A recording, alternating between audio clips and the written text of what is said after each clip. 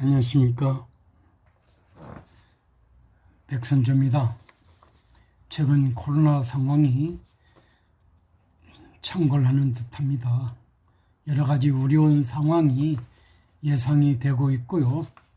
정부 차원에서의 대책 마련도 전혀 쉽지 않은 듯합니다. 백신 확보 경쟁에서 뒤처지는 상황도 언론을 통해서 보도되고 있습니다. 자영업의 위기 또한 심상치 않은 것으로 언론은 보도를 하고 있는 그런 상황이 되겠습니다. 오늘 아침 방송에서는 최근 뜬금없이 정부 차원에서 대한민국이 선진국이 됐다라는 자화자찬의 언론 보도가 있어서 그것을 중심으로 한 방송을 진행해 볼까 합니다. 방송 제목은 1991년 이미 선진국 된 문재인 보유국이 또 선진국 선언인가라는 주제로 말씀을 드려보겠습니다. 여러분 아시는 바와 같이 경제개발이 앞선 나라를 후진국 개발도상국에 대비해서 선진국이라고 부르기 일쑤입니다. 그럼에도 선진국이라는 말은 매우 애매하고 막연하게 사용되는 용어라고도 볼 수 있습니다. 이 말을 쓰는 측면의 다양성 때문에 그렇다고 할 것입니다. 이것을 관찰하는 자의 입장이 차이에 따라서 각각 견해가 달라 정의를 내리기가 여간 쉽지 않다는 것이 일반적 상식이라고 할 것입니다. 지난날 한때는 후진 자본주의 국가였던 독일, 일본, 이탈리아 등에 대비해서 선진 자본주의 국가라 할 수 있는 영국, 프랑스 등을 지칭하는 용어로 사용됐다고도 할 것입니다. 그래서 선진국, 후진국이라는 개념이 하나로서 대비되는 상대적, 극한적 개념으로 쓰여지는 경우가 많아졌다는 것을 우리는 상식적으로 이해를 해볼 수 있습니다. 물론 현재는 개발도상국 문제에 대한 연구를 통해서 상식적으로는 경제적 입장 내지는 관점에서 선진국, 중진국, 후진국이라는 세 부류의 국가를 쪼개서 자신이 필요에 따라서 그 용어를 사용하는 경우가 많아지고 있는 것입니다. 이러한 구별에 대해서 종래에는 여러 주장들이 있었는데요. 예컨대 1인당 국민소득 수준, 산업인구 구조 비율, 자원인 개발 상황, 국제정치, 경제관계, 경제 적응력 등이 그 판단 기준으로 사용되었으면 물론이라고 할 것입니다. 이럴 경우 경제적 입장을 고려해서 1인당 소득 수준, 공업화의 진전도가 대체로 그 구별 기준이 되곤 했었다고 볼 수 있습니다. 고소득군 국가이지만 공업화가 진행되지 않은 중동 산유국들은 그런 점에서 선진국으로 분류되지 않는 그런 경향이 있습니다. 경제적 발전은 과학기술, 정치, 사회, 제도 및 기타 문화적 여러 측면의 발전이 전제가 되기 때문에 선진국은 경제면만이 아니라 정치, 사회, 문화 등을 총망라해서 종합적으로 판단해서 비교적 발전하고 있는 나라를 선진국이라고 우리는 개념 정의하고 있다고 할 수 있을 것입니다. 최근 선진국, 개발도상국이 구분 외에 그 중간에 급속히 경제 성장 공업화를 이룩한 국가를 우리는 중진국 또는 신흥 공업국으로 부르는 그런 용어 사용도 일반화되고 있다고 할 것입니다.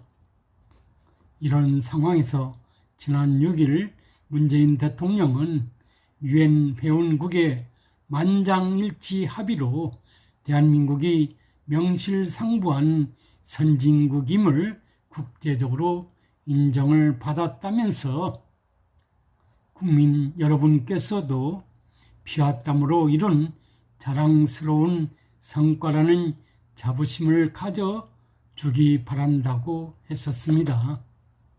이날 청와대에서 주재한 국무회의에서 유엔 무역개발회의 즉 운크타트가 한국이 지위를 개발도상국에서 선진국 그룹으로 변경한 사실을 언급하면서 대통령께서 그렇게 말씀하신 걸로 언론은 보도를 하고 있는 것입니다. 이에 맞춰서 외교부도 선진국의 위상을 명실상부하게 확인했다. 역사적인 이정표라고 홍보하기에 급급하기도 했었습니다. 여러분 아시는 바와 같이 운크타트는 개발도상국의 산업화와 국제무역 참여 증진을 돕기 위해서 1964년 설립된 유엔 산하기구라고 할 수 있습니다. 지난 2일 스위스 제네바에서 열린 제68자 무역개발 이사회 폐막 회의에서 한국을 아시아, 아프리카, 개발도상국 등 99개 나라가 포함된 이 그룹에서 미국, 일본, 영국 등 선진국 31개국이 속한 B그룹으로 지위를 변경하는 안을 만장일치로 가결한 것으로 알려져 있습니다. 그런데 한국이 선진국 된 것 새사람스러울 것이 없다고 할 것입니다. 왜냐하면 이미 IMF는 1991년에 세계은행은 1996년에 각각 대한민국을 당연히 선진국으로 지정해 놓았기 때문입니다. 그래서 경제 선진국 클럽으로 불리는 경제협력 개발기구 즉 OECD의 회원국으로 가입한 것도 1996년이 일이었다고 할 것입니다. 그래서 최근에 대통령께서 영국에서 개최된 G7 회의에 초청국 자격으로 참석할 수 있었던 이유도 이미 선진국이 된 대한민국이었기 때문에 가능한 일이지. 운크타트가 선진국이 지정을 예상해서 대통령이 영국 G7 회에 참석한 것은 아니었다라는 사실을 우리가 상기시켜 볼 필요가 있지 않느냐는 그런 말씀을 드리지 않을 수 없습니다. 지난해 우리나라의 1인당 GDP는 31,490달러로 주요 7개국 G7 국가 중 하나인 이탈리아와 거의 비슷한 수준인 것으로 알려져 있습니다.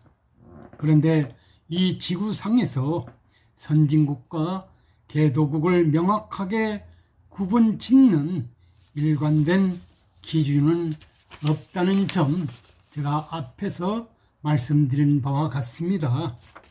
통상적으로 기대 수명, 소득 수준, 문맹률 등이 주요 기준으로 삼는다는 것이 대체적인 이야기입니다. 2000년대 들어 국제통화기금 IMF 세계은행이 객관적으로 비교가 가능한 경제적 기준을 만들어서 선진국, 개발도상국 등으로 구분하기 시작했다고 할 것입니다. IMF는 1인당 소득 수준, 무역 자유도, 금융 개방성 등을 그 분류 기준으로 활용했던 것으로 알려져 있기도 합니다. 세계은행은 2016년부터 1인당 소득을 기준으로 저소득 국가, 중하소득 국가, 중상소득 국가, 고소득 국가로 국가를 분류해 왔습니다. 이미 세계 주요 기관은 한국을 선진국으로 분리하고 있었다는 것입니다. 그런데 문재인 정부 들어서 한국은 선진국이었음에도 불구하고 정부 차원에서 운크타트의 선진국 지정을 요청한 결과로 지난 제네바 회의에서 선진국으로 가결됐다라는 그런 언론의 보도를 보면서 여러분은 어떤 생각을 하셨는지 모르겠습니다. 제 개인적으로는 문재인 보유국이 나름 어떤 선진국 진입을 위한 노력이 있었구나 하는 그런 엉뚱한 생각을 하기도 했었습니다. 왜냐하면 최근 선진국이 됐다라고 정부 차원에서 홍보도 하고 대통령께서도 자랑 삼아서 하는 것을 보면 그런 생각을 하지 않을 수 없었다는 것입니다. 그것도 웅크탔다라는 기관이 알아서 한 것도 아니었습니다. 현 정부가 선진국으로의 지위 변경을 해달라고 직접 신청해서 이루어진 결정이라는 점에서 시사점이 많다고 할 것입니다.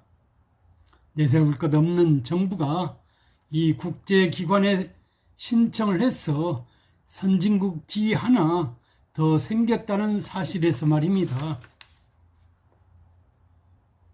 더욱이나 이 웅크타트와 관련해서는 소위 대한민국이 농민의 어떤 먹고 사는 문제와 깊이 관련이 있어서 역대 정부가 이 웅크타트에서만은 선진국 지위에 대한 어떤 획득을 위해서 노력하지 않았을 수 있다는 그런 생각을 해보면 그런 농민의 어떤 먹고 사는 문제를 크게 관심을 기울이지 않고 정권의 어떤 명운만을 생각하는 입장에서 이런 선진국 지위 획득에 혈안이 됐지 않느냐는 엉뚱한 생각도 하게 한다는 점을 여러분한테 말씀드려 보겠습니다. 과거 정부들은 지금 정부처럼 전이하지 않았다는 것은 1991년 이후에 선진국으로서 지위를 획득했는데 정부가 신청한 적이 없다는 점에서 우리는 그렇게 말할 수도 있을 것입니다. 국제기구에서 개도국, 개발도상국 국가에 부여하는 여러 혜택을 고려해서 일부러 선진국으로 지위 변경을 신청하지 않았을 수도 있었다는 점 말입니다. 그런데 현 정부는 충분한 자격과 조건을 갖췄다고 판단해서 처음 선진국으로 지위 변경을 신청했다라는 그런 입장을 밝히고 있습니다. 스스로 선진국 지위를 신청한 뒤 국제사회가 우리를 선진국으로 인정했다고 홍보한 셈이 됐다고 볼 수 있습니다. 국민 여러분 중에서도 종전처럼 저절로 대한민국이 웅크타트에 의해서 선진국이 된 것이 아니라 우리 정부의 신청에서 웅크타트가 대한민국을 선진국 지위를 지정해 주었다는 점을 상기하면 크게 놀랄 일은 아니라고 하실 수 있을 것입니다. 얼마나 할 일이 없었다면 그럴까 하는 그런 생각도 해볼 수 있을 것입니다. 개도국에 부여되는 특혜적 지위를 포기하는 그런 점도 없잖아 있을 수 있다는 점에서, 그리고 역대 정부가 그런 점을 고려해서 특히 운크타트에 선진국으로 지정되는 것을 좀 거부했을 수도 있지 않느냐는 그런 생각을 해보면 전혀 예사로워 보이지 않습니다. 인접국 중국의 경우도 이 운크타트에서만은 개발도상국의 지위를 유지하는 측면에서 모든 것을 해결하고 있다는 것입니다. 그래서 중국 농민의 어떤 그 지위 보장 차원에서 그렇게 하고 있는 것으로 알려져 있는 것도 분명한 사실이라고 하지 않을 수 없습니다. 언론은 조만간 대통령을 위한 선진국 잔치 후에 감당해야 할 크고 작은 비용 청구서가 날아들 것이라는 점에서 간단치 않을 것이라고 진단하는 그런 기사를 내보내고 있습니다. 특히 농업에서는 선진국이냐 개발도상국이냐에 따라 주어지는 의무 차이가 크기 때문에 하는 말입니다. 1995년 출범한 세계무역기구는 개발도상국을 국제자유무역 질서내로 편입시키기 위해서 개발도상국에 대해 약 150개 특별우대 조치를 시행해 왔다고 할 것입니다. 선진국은 개도국 대비 관세율과 농업보조금을 대폭 낮춰야 합니다. 이런 특혜를 앞으로 사라질 것이라는 점에서 우려하는 바도 없지 않다고 할 것입니다. 하지만 우리 정부는 우리 경제 규모는 선진국 수준으로 국제사회에서 개도국으로 인정받기 어려운 상황이라고 스스로 인정하고 있습니다. 그러면서 2019년 10월 세계무역기구에서 개도국 지위를 포기했다고 당당하게 말하고 있기도 합니다. 그런데 인접 중국이 자국 농민들을 위해서 개도국 지위를 고수하고자 치열한 어떤 그 국가 전략을 펴는 것을 보면 정부가 안이한 어떤 현실 인식하에서 대처하는 것이 아니냐는 그런 생각을 하지 않을 수도 없을 것입니다. 서진교 대경제정책연구원은 이런 상황에 대해서 다음과 같은 코멘트를 하고 있습니다. 농산물 시장 개방뿐만 아니라 저개발국에 대한 공적 개발 원조 규모를 늘려야 하고 탄소 중립을 추진하는 등 선진국으로서 국제사회에 기여해야 할 의무 책무를 다해야 될 그런 부담이 커진다는 점을 지적하고 있습니다. 게다가 민주주의, 북한 인권 등 국제사회가 중시하는 무형의 어떤 인간적 어떤 가치 수호에도 적극적으로 선진국으로서의 그 본분을 다해 나가야 된다는 점에서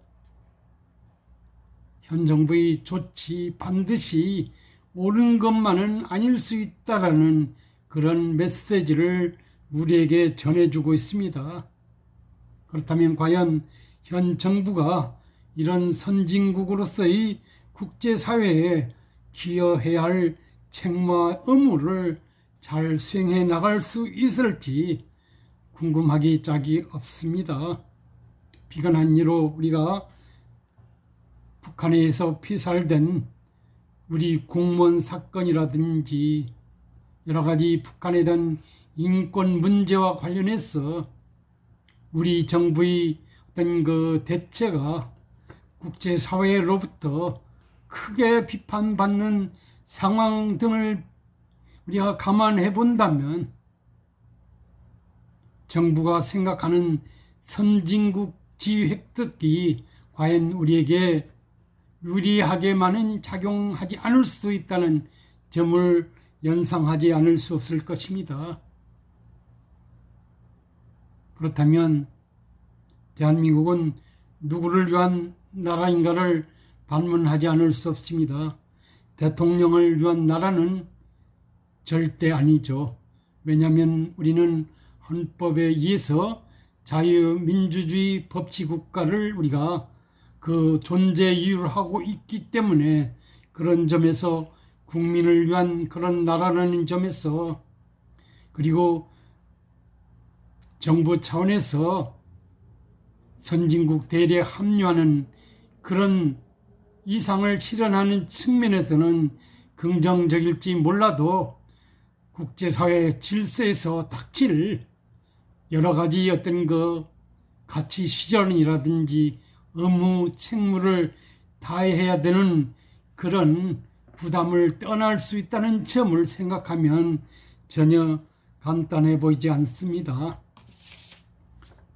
분명한 것은 1991년 대한민국은 이미 선진국으로서 진입이 됐고 그런 입장에서 어떻든 다소는 미흡하지만은 국제사회에서 그 본분을 다해 않는 그런 상황이라면 또 다시 선진국 운운하는 것이 과연 국민에게 설득력을 부여할 수 있는지 좀 이해할 수 없다는 그런 말씀을 드리지 않을 수 없습니다. 국민에게 어떤 실익이 있을지도 말입니다. 어떤 측면에서는 자칭 문재인 보유국을 선언하는 것으로 비춰질 수도 있지 않느냐는 그런 생각을 해봅니다. 특히나 자영업이 망가지고 중소기업이 고사 상황에 있는 것은 익히 알고 있는 상황입니다. 게다가 코로나 상황이 진정되지 않고 있는 소위 그 국난 수준의 어려운 상황에서 한가하게 선진국 진입이라는 그런 자화자찬의 노래를 해도 되는지 국민이 한 사람으로서 정부를 향해서 반문하지 않을 수 없습니다. 게다가 앞으로 여차는 농업이 위기가 엄습할 수도 있다는 점에서 특히 예사로 보이지 않는다는 그런 생각을 해봅니다. 물론 선진국이 되는 것, 선진국으로 호명되는 것 대단히 기쁜 일입니다. 저도 동참하고 싶습니다. 그렇지만은 우리 어떤 실정, 우리 현실, 대한민국이 어떤 유상에 걸맞게 어떤 국제사회에 기여도를 높일 수 있는 그런 여러 가지 책무가 선진국 대열에 있는 나라들에 부여된다는 점을 생각한다면 선진국으로 진입을 자랑하기보다는 어떻게 대처할 것인가에 대한 그 미래에 닥칠 어떤 그 문제들을 하나 꼼꼼히 챙기면서 대처하는 노력이 절실히 요구되지 않느냐는 것을 여러분한테 말씀드려 보겠습니다. 선진국 진입 축하할 일이지만은 분명히 그다음에 분명한 것은 그에 따른 어떤 그 선진국으로서의 본분에 입각한 어떤 부담이 가중될 수 있다는 점을 생각해 본다면 정부의 대처 너무 지나칠 정도로 아니했지 않느냐는 그런 생각을 국민이 한 사람으로서 여러분한테 감히 말씀드려 봅니다. 여러분은 대한민국이 은쿠타트에 정부의 어떤 신청에 의해서 저절로 된 것이 아니라 신청에 의해서 선진국이 됐다라는 것 자랑할 수 있겠죠. 좋은 일이라고 내세울 수 있을 것입니다. 특히 현 정부에서 어떤 우군처럼 받아들여지고 있는 그런 분들이 입장에서는 더욱 그런 감을 지울 수 없을 것입니다. 그렇지만은 대한민국의 미래 상황에서는 전혀 그것이 즐거운 일은 만은 아닐 것이라는 생각을 하게 됩니다. 설령 다른 나라에서 선진국으로 불러주지 않을지라도 국가 경영을 내실화해서 국민이 보다 행복하고 즐겁고 풍족한 그런 생활이 되는 영위할 수 있는 나라가 내실 있는 나라가 진정한 선진국이 아닐까 하는 그런 말씀을 주제넘게 여러분한테 말씀드려 봅니다. 여러분도 이 기회에 한번 생각해 봐 주시기 바랍니다. 좋은 하루 되시기 바랍니다. 감사합니다.